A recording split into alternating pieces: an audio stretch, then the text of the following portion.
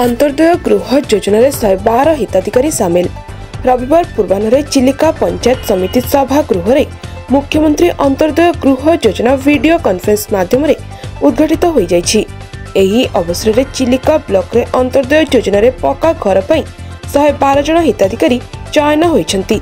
दीर्घ 2 सप्ताह ऊर्ध्व प्रति ग्राम पंचायत को बीडीओ पूनम महापात्र तत्वावधान में प्रकृत हिताधिकारी चिन्हट प्रक्रिया जारी रही।